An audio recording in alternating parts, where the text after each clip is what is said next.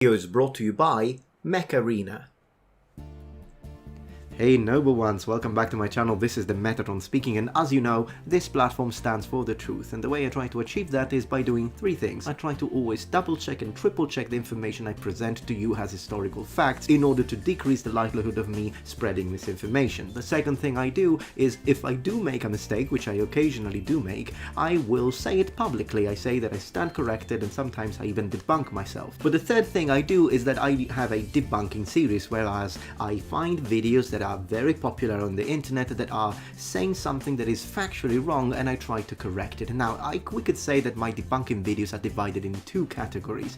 Category number one, I debunk videos made by people who have a specific political agenda, purposely spreading lies, trying to misinform people because the truth offends them. And I've got a whole range of series about that, and on those videos, even though I still remain polite because I believe in being classy, I tend to be merciless when I attack the arguments. But then there is the second category of debunking videos, and this video belongs to this. I try to do sort of a fact check, like for example the recent videos on medieval armor made by Weirdhistory.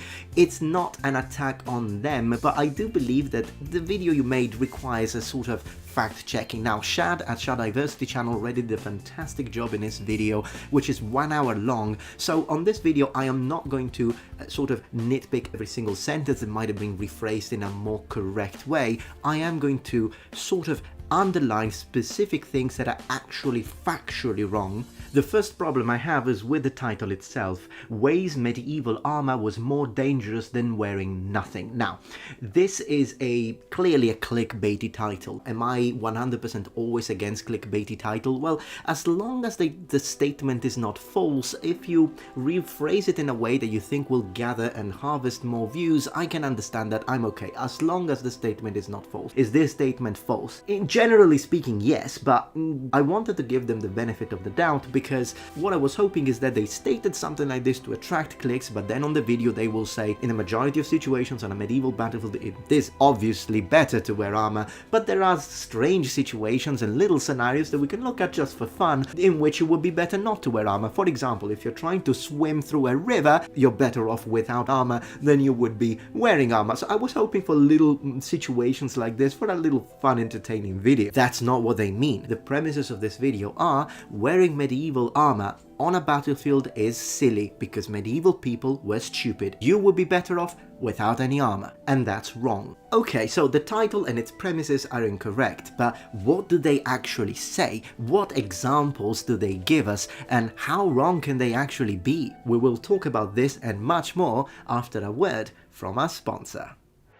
The kind sponsor for this video is Mechaarena, a new really fun mech shooter. The game is great for both friendly and competitive mode play. It is free to play, and it has all sorts of game modes, fast-paced PvP 5v5 matches and much more. A really cool thing about this game is that it has a lot of different possible mechs, and my two favorites are the Paragon and the Guardian. The Paragon is the mech you start with. I think it looks really good. I kind of got attached to it. It's a jack of all trades. You can't really tank with it, but you can flank. The Guardian, however, has a really cool ability called System Crash, which basically resets cooldowns on enemy abilities and removes active ability. So you can basically like strip shields, and it's really good at taking down tanks. Mecharena's got a lot happening this month. There's a brand new pilot, Maverick. They've overhauled the Paradise Plaza map, which looks stunning, and they've got a whole month of special events happening, including a Brazilian Carnival event and a St. Patrick's Day event where you can win exclusive St. Patrick's Day skins, a new pilot, helmet, and much more. So, what are you waiting for? Not only the game is completely free to play on Android and iOS, but you can also use my personal link or scan my QR code to get 1 mil-spec skin, 500 A coins, and 70,000 credits to help kickstart your game. Also, feel free to add me to friends, and we can play some matches together. So, don't wait around, link in the description. But while a plate metal bodysuit would shield soldiers from many types of battlefield damage, it far from made them invincible, and created many more problems than it solved. Okay, so it's true that a suit of armor doesn't make you invincible. No armor, even modern day armor, makes you invincible. What armor is supposed to do, whether it be the medieval period, the classical antiquity, or modern times, is to increase the likelihood of you staying alive dramatically when compared to wearing no armor at all. In other words, it decreases your chances of being injured, severely injured, or killed during an armed confrontation. Even though armor does come at a cost, whether it be heat, your ability to breathe, vision, to a certain extent a lot less than people think, but to a certain extent mobility, of course the increased weight, the benefits of wearing armor still outweigh significantly the disadvantage that it comes with. If that weren't the case, people in the past wouldn't have bothered. In fact, even people now wouldn't bother. In its heyday, plated armor made a soldier about as close to invincible as they could ever get. Sword slashes did absolutely nothing to it, which meant fighters had to get very clever to get their cuts in.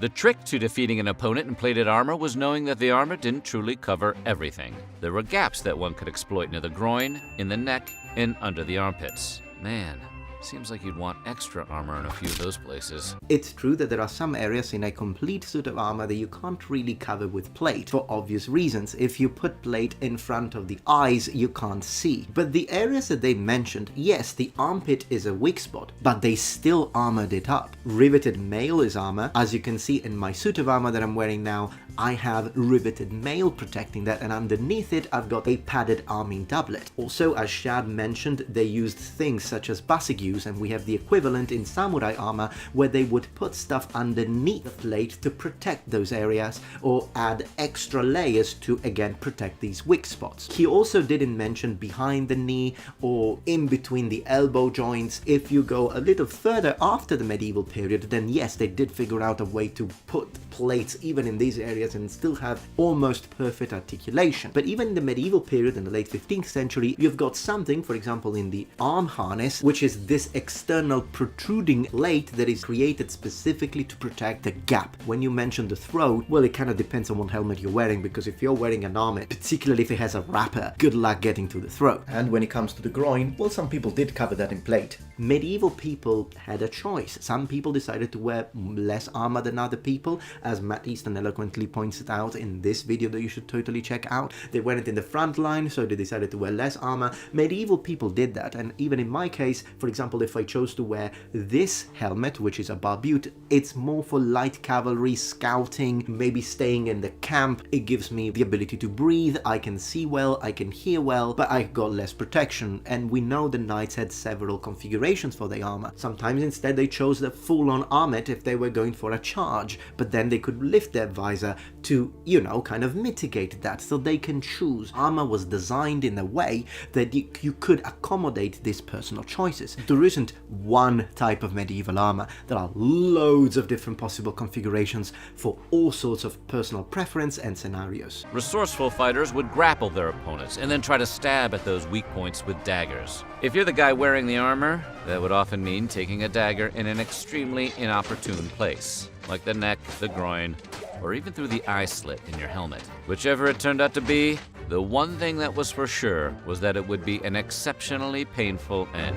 It's true, yes, people are gonna try and get the blade of a rondella, which this is correct, they will tend up to, you know, if I need to subdue a knight, that's what I'm gonna try and do. Depending on the era and depending on the kind of helmet he's wearing, I could just try and lift the visor, because not all visors were mounted with a locking mechanism. Some were, I would imagine for obvious reasons. You see your friend getting stabbed like that through the face, so you're like, hey, I want it to be hinged shut, but then others weren't. But even if that's one of those cases and you try to get the blade through the eye slit, well, eye slits in real medieval armor, which is most of the times not what you're showing because you're showing Hollywood armor, are going to be extremely thin, and it's going to be extremely difficult to do that. Instead, if you're wearing no helmet whatsoever, it's going to be very easy to stab you, because anywhere you stab, it's going to hit and kill. This idea of, well, armor has got gaps, so if you have armor, people are gonna stab you in those gaps and that's gonna suck. Well, if you have no armor, your entire body is fair game, which means, yes, being stabbed in the heart is also not gonna be very nice, something you could have prevented if you were wearing armor. I'd rather take my chances with people missing the gaps while we are in combat and perhaps me taking the upper hand rather than people just stabbing me anywhere and I'm gonna die. With the gaps in armor, I have less areas I need to worry about, and it's gonna be easier for for me to defend them. The helmets that completed a suit of armor were incredibly adept at protecting one's head.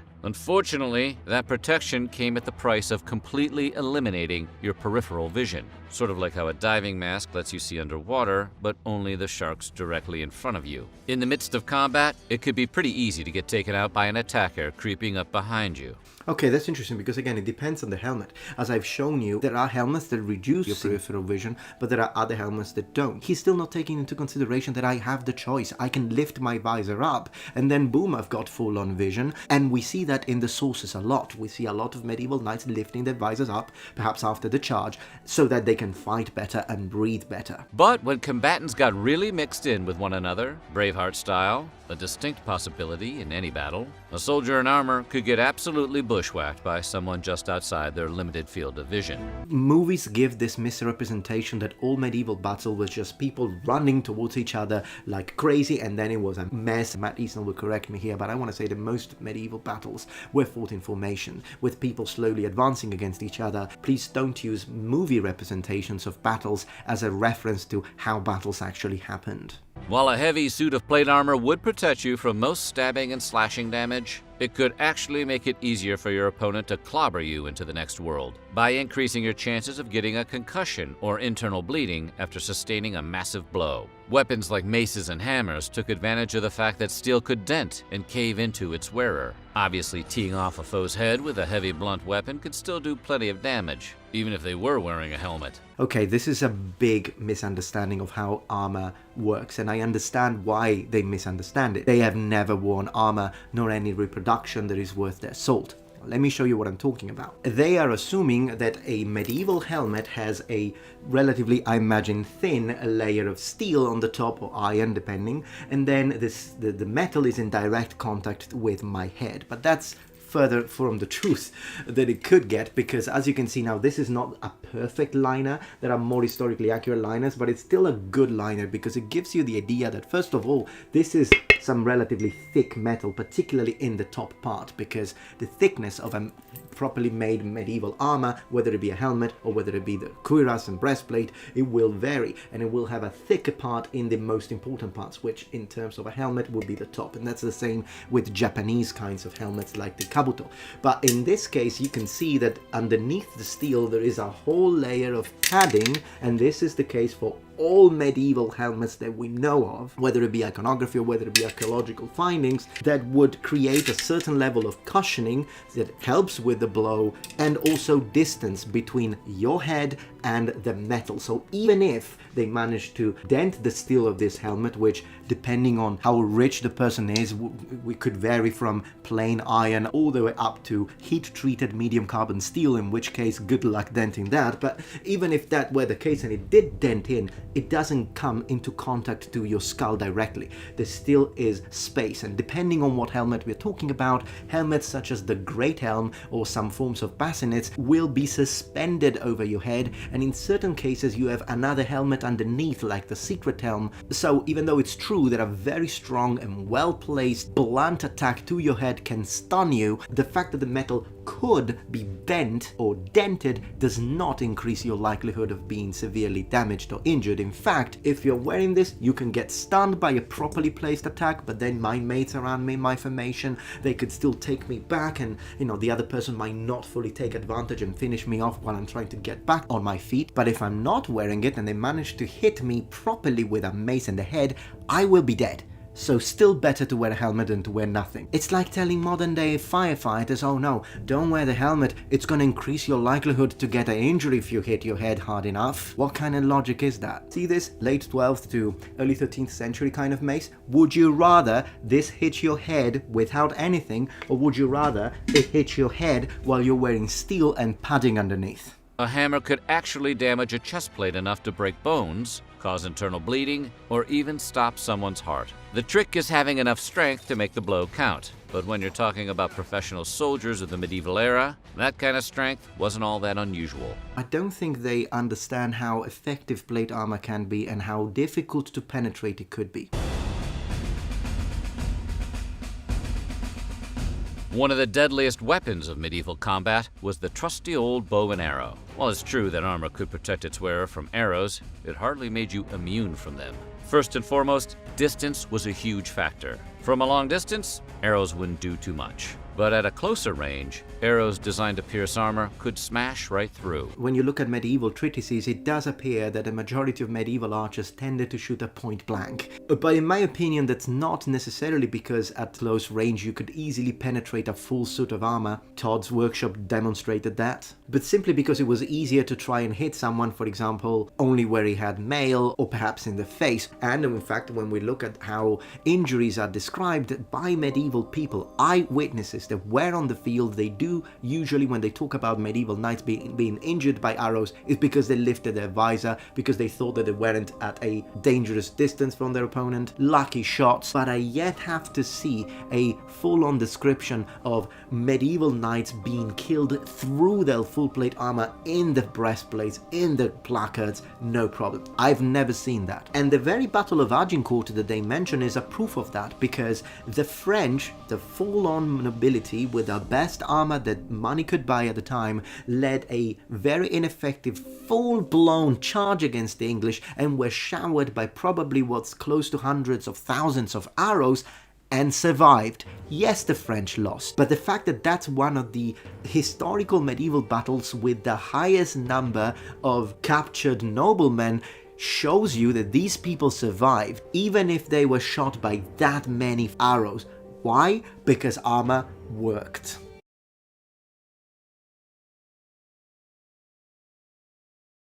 The advent of the English longbow was an especially dangerous development, as it had stronger power and longer range. These bows were over 6 feet long, and in the right hands, they were capable of killing a target 200 yards away. With the power of a galloping horse behind it, a lance could punch a hole through RoboCop, let alone any knights on the battlefield. With the lance statement, with the mace statement, with the arrows, longbow statement, they keep repeating this idea that it's easy to cave in or to penetrate plate armor.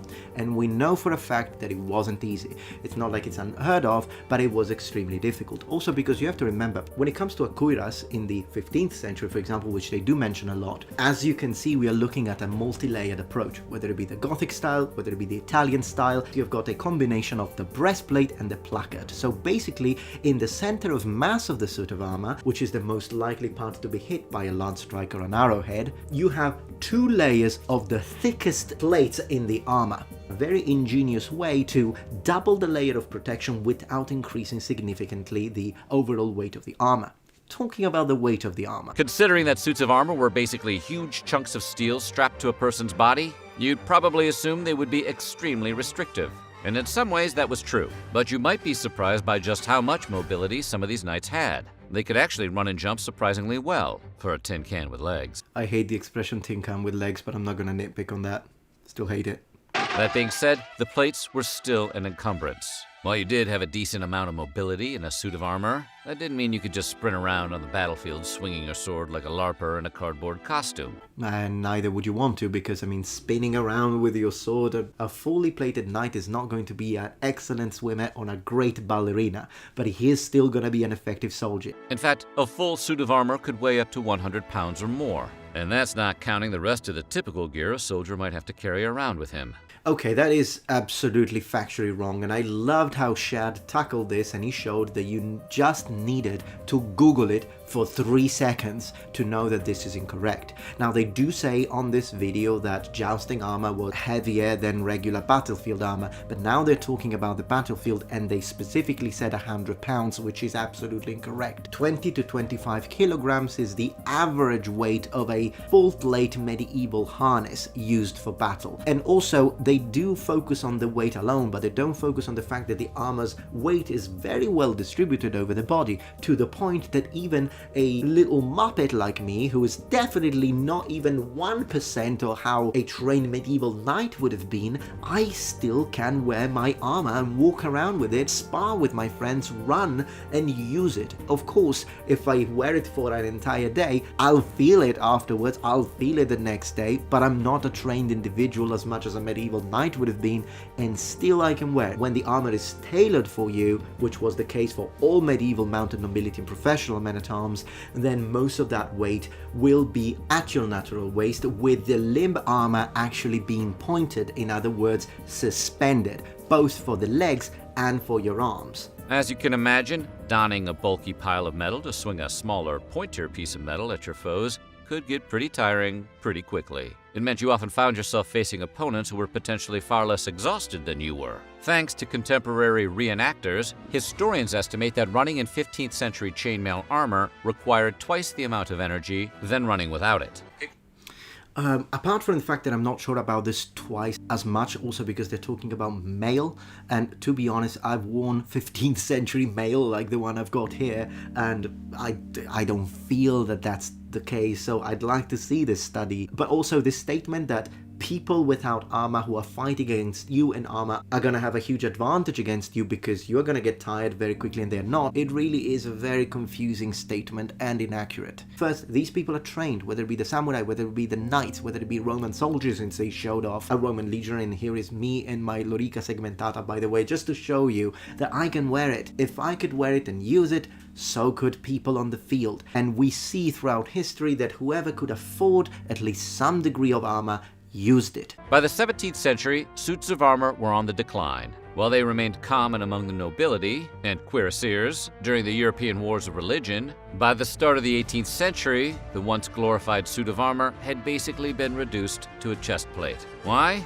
Well, the short answer is guns. The wide proliferation of flintlock muskets, which could easily penetrate armor at a great distance, eventually made plate armor all but obsolete. This idea that gunpowder cancelled armor is wrong. If you want to know more about it, I suggest you to check out Matt Easton's Schola Gladiatoria because he has a few videos on this, but it is important to say that he talks about 18th century Napoleonic era, but firearms have been around for a lot longer than that. Early 14th century already had quite a lot of kinds of different types of gunpowder and early firearms in place, and they did not cancel out armor. Just because firearms became more and more significant and started to be used more and more in the field, it didn't automatically cancel out armor. In fact, we see representations of how fully armored people were fighting even at the time of early pistols and arquebuses. And we read the medieval treatises, they do tell us that, for example, gunners that were having a pistol on horseback, they were instructed to shoot at point blank, and in fact they were specifically instructed to touch the breastplate of their opponent and only then shoot, which tells you that unless you were extremely close, early gunpowder wasn't powerful enough to take out people in full plate armor. The decline of usage of steel armor on the battlefield is a very complex topic that perhaps one day I'd like to address, maybe in a collaboration with Matt Easton, but definitely the oversimplifying statement guns cancel armor is incorrect. Both coexisted, and in fact one of the earliest reactions of armorers towards the advent of more powerful forms of firearms was to make thicker armor, not to stop producing it. Okay, so these were the points that I wanted to talk about today. I think that these sort of are the main problems that I have with this video, but again, no hate towards weird history, just perhaps when next time you talk about medieval stuff, maybe have someone read your script first, just as a suggestion, not that you have to. And of course, as always, I hope that you enjoyed this video. If you did, please remember thumbs up, and don't forget to check out Mech Arena, the sponsor of this video, and click the link in the description below. Thank you very much, noble ones, for watching, and remember, the Metatron will spread his wings. Goodbye.